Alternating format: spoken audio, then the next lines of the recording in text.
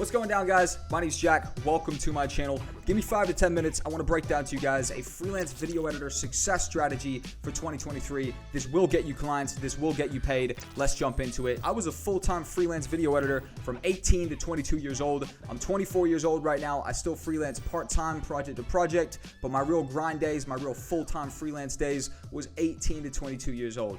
Over this 4-year period, I worked with hundreds of clients, remote clients editing content over the internet for people, in-person clients taking my camera gear, going out, setting up, shooting content, coming home, completing the edit. I shot live events and nightclubs, fitness, gym, influencer content, car dealership, promo videos, fashion content for clothing brands, product videos. Honestly, countless different content. I'm going to break down the 6 crucial steps that you guys need to include in 2023 to make sure you carve out some success for yourself as a freelance video editor. Let's get started. So let's go ahead and start with step number 1 of the freelance video editor success guide for 2023. Step number 1 is choosing your field. There were really 2 options for a field. 1, remote, aka working from home, video editing for clients over the internet. And number 2, IRL, going out and working freelance for a production company, a small business, a startup, aka being an in-house freelance video editor for an IRL organization. Being remote is likely going to be more favorable to the majority of you simply because there's a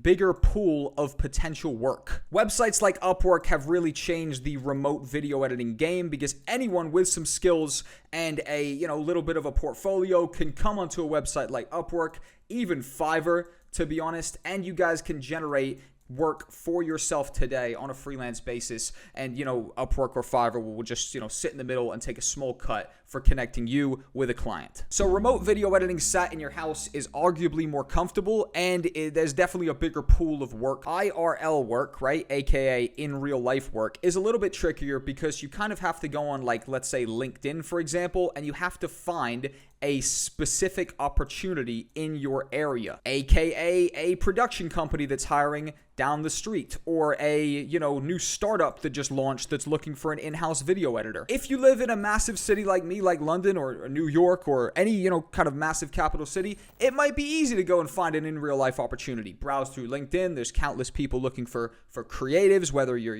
doing video editing. But if you live in a very, very, very small town with not loads of opportunities, the IRL kind of move might not be the optimal situation for you, and you might actually be best suited to just opening up the laptop and going online. There's definitely a bigger pool of potential clients on the internet. All right, cool. So you've picked your field. You've decided you're going to be remote, or you've decided you're going to actually browse through LinkedIn, you're in a decent city, and you're going to find an IRL opportunity. Sweet. That's great. On to the next step, which is making a good first impression. But before we continue, there's something much bigger than this video that is crucial to be paying attention to in 2023 if you want to become a full-time freelance video editor. Let's hear from our sponsors. All right, guys, real quick before we get back to the video, if you're a freelance video editor or videographer, you need to be paying attention to Video Production Plus this year. VP Plus is my private members community for video creators. We have exclusive courses and content in there teaching you guys how to monetize your skill set this year as a video editor and turn this into a job. We also have some amazing ebooks, and I'm giving away real client projects from my freelance career. Massive Google Drive dumps. I'll give you the entire project. You can download it, edit it up, and you have my blessing to include that on your portfolio. VP Plus is a must if you want to be a freelancer this year, and the first 100 members get 50% off their lifetime membership. I really hope I see you guys there. Peace. So it doesn't really matter which field you guys actually picked. Both of them will need you to make a good first impression. By good first impression, what I mean is a presentation of your work, a portfolio, a website, an Instagram page, an intro video, cover video of you talking directly to the client. To this day, there has been a key metric that has gotten every single person the job every single time. Doesn't matter what industry it is.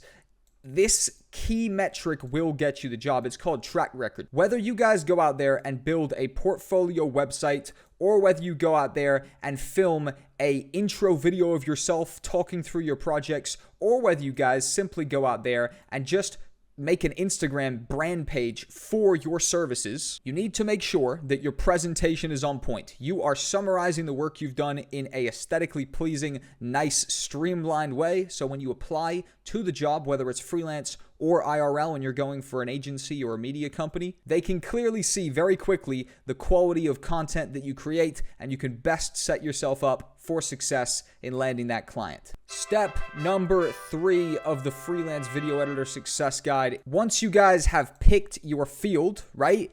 And you guys have established a nice presentation, aka a portfolio, a video intro, an Instagram page, whatever.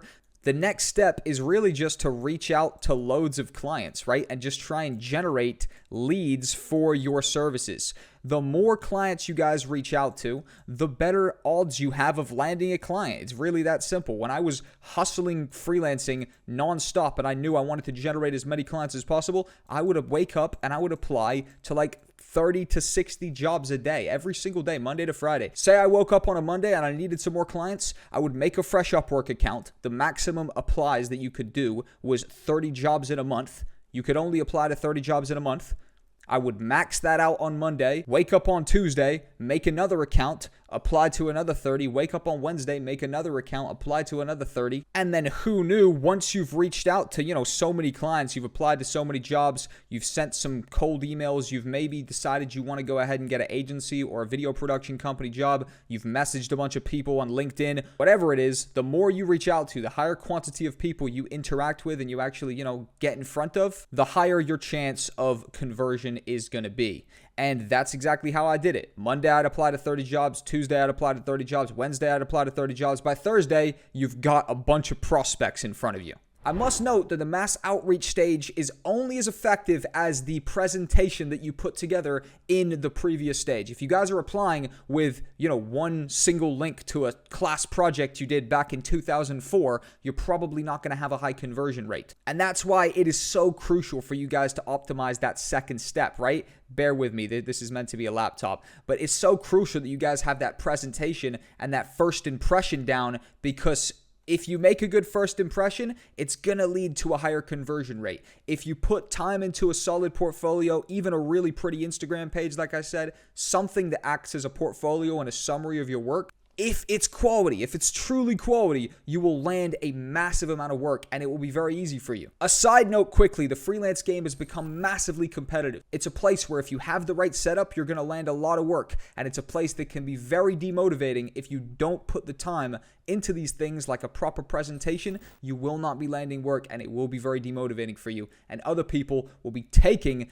that work off you. The freelance remote game in particular is a highly competitive industry. That's why a lot of people do just decide that they like the comfortability of going and working for an agency or a production company much better, because it's a very competitive game when you're out here by yourself. Step number 4, vet the clients. There are specific clients which are going to be good, and there's specific clients which are going to be bad. What defines a good client, and then what characterizes a bad client? When I was full-time freelancing, there was always one very specific characteristic of good clients versus bad clients. That one characteristic was how much I could grow with that client. Were they a recurring client? What I mean is, was that client going to just give me a one-off job? Or were they going to be a recurring client, like a YouTuber or an influencer that was going to have weekly content for me or even daily content for me, aka lots of work? So yep, identifying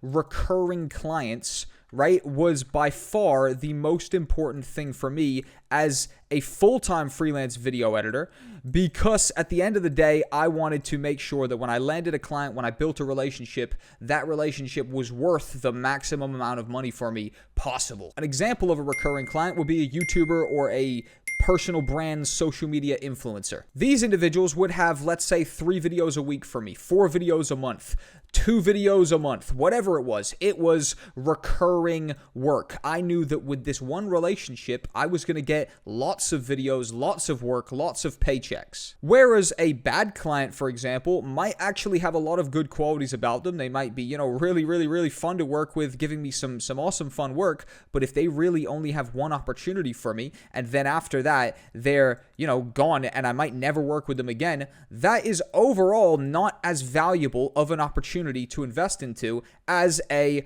RC, aka recurring client, because we know they're giving us 4 videos a month, 3 videos a month, 2 videos a week, 9 videos a semester. The point is, in both of those scenarios, whether you're working for recurring clients or one-off jobs, you make a single client relationship. The difference is that single client relationship either nets you a $250 profit for a one-off video or tens of thousands of dollars, 5 figures, 6 figures, whatever, over the course of a long working relationship. You want to target the clients which are going to give you guys the most upside. And in my experience, those are the recurring clients. So you've chosen your field, IRL or remote. You've prepared a good first impression, a portfolio, a website, a video intro, whatever. You've practiced mass outreach and applied to as many jobs as you can possibly do. You've vetted the clients. Now that they've started coming in, you've actually decided, you know what, I'm going to start targeting long-term recurring clients because I know that's how I'm going to build a big income versus just an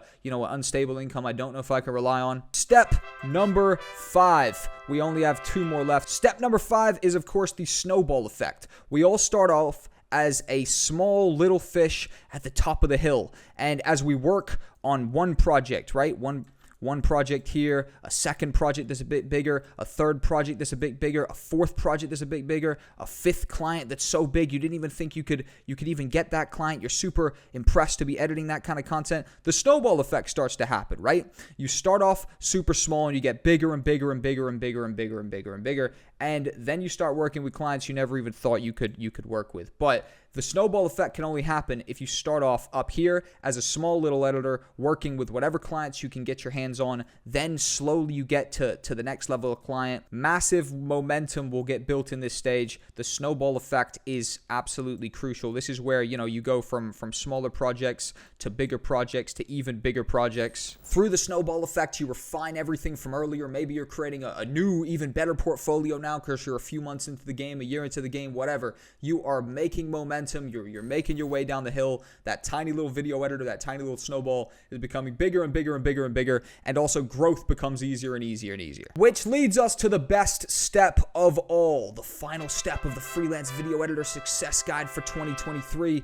We're talking about step number 6. Step number 6 is the pearly gates. The pearly gates are essentially making it as a freelancer. Let me break down what making it as a freelancer looks like. What making it as a freelancer looks like is a massive network of clients that you've worked with, that you've interacted with, that you now start playing the game on easy mode. After, hundreds of different clients that I'd worked with, the phone was ringing without any effort on my behalf. Let's say that's an iPhone. It looks like an iPod, to be honest, but let's say it's an iPhone.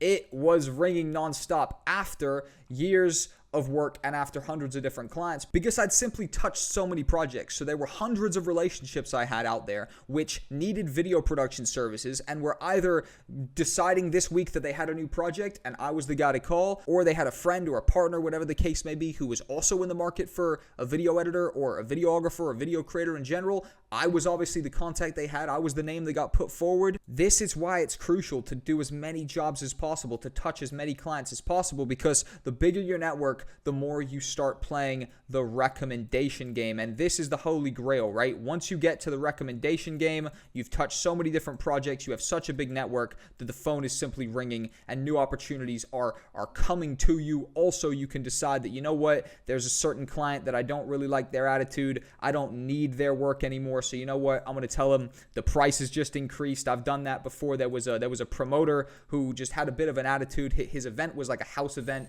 I also didn't really like him. We didn't really have any real chemistry or anything, but he hired me to film his event twice. I'd already filmed it. The third one was coming around. I didn't want to film it. I had a whole bunch of other work. I was able to leverage my position of not needing the work by being able to say no and increase my price to actually end up getting paid double the price that I was originally charging that client. But overall, that right there is it. The freelance video editor success guide for 2023.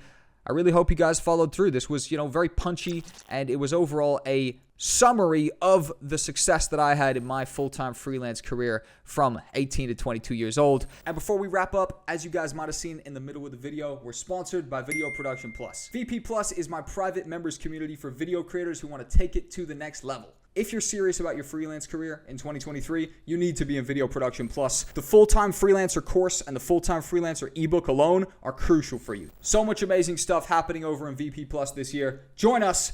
Link down below. Peace, guys, and have a good one.